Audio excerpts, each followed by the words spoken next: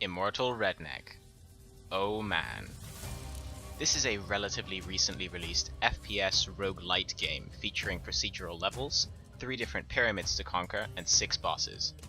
The basic premise is that you play Redneck, the titular character who ends up in a bit of a pickle during his holiday. He's thrust into an inescapable valley and all he has to do is to try and conquer the pyramids. It's made by Crema Games. This is an indie studio that's been around since 2010, starting off with mobile games, progressing into Google Play and Apple App Store games, and Immortal Redneck is their first entry into Steam and mainstream PC gaming.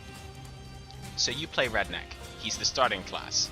There are 9 total different classes including him, and the rest of them are all based upon obtaining the favor of different Egyptian gods.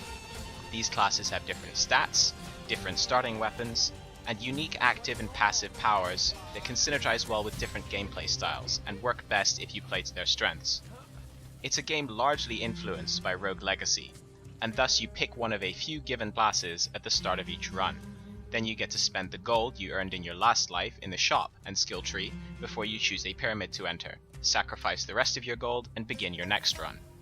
Inside the pyramids, you complete procedurally generated rooms and proceed through the different floors, getting gold, new weapons to use, new scrolls that can buff or debuff you, and trying to stay alive.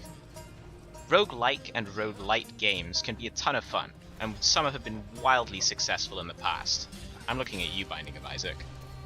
While I love the concept of these games, in practice, they're usually not my thing due to top-down or side-scrolling gameplay.